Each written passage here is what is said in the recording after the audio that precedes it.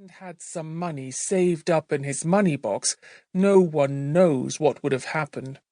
And he kept on getting still more pets, and of course it cost a lot to feed them, and the money he had saved up grew littler and littler. Then he sold his piano and let the mice live in a bureau drawer. But the money he got for that too began to go, so he sold the brown suit he wore on Sundays and went on becoming poorer and poorer. And now, when he walked down the street in his high hat, people would say to one another, "There goes John Dolittle, M.D. There was a time when he was the best-known doctor in the West Country. Look at him now. He hasn't any money, and his stockings are full of holes."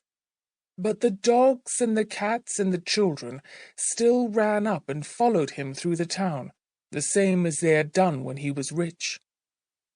End of Chapter 1. The Story of Dr. Dolittle by Hugh Lofting. Chapter 2. Animal Language.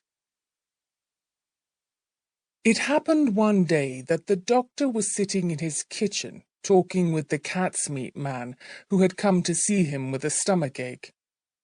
"Why don't you give up being a people's doctor and be an animal doctor?" asked the cat's meat man.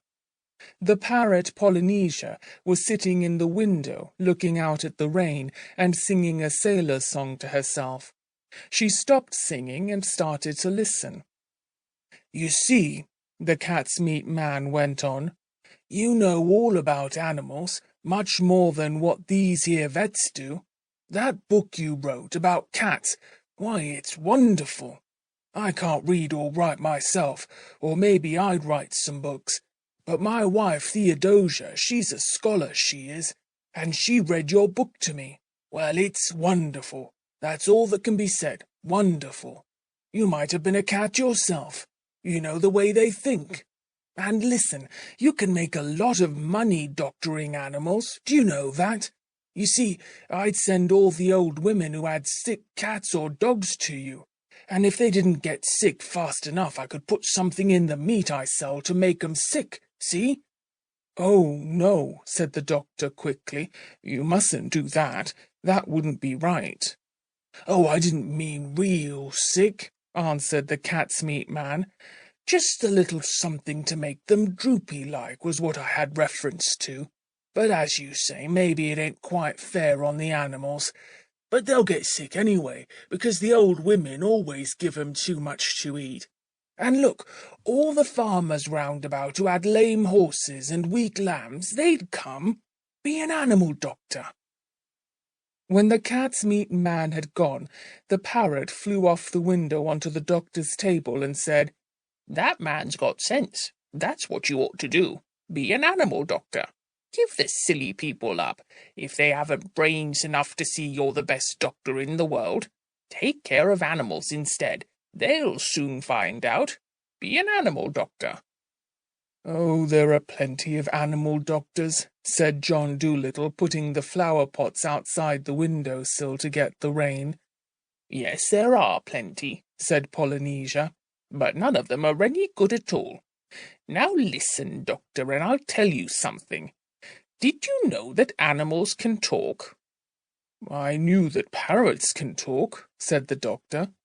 "Oh, we parrots can talk in two languages, people's language and bird language," said Polynesia proudly. "If I say Polly wants a cracker, you understand me. But hear this.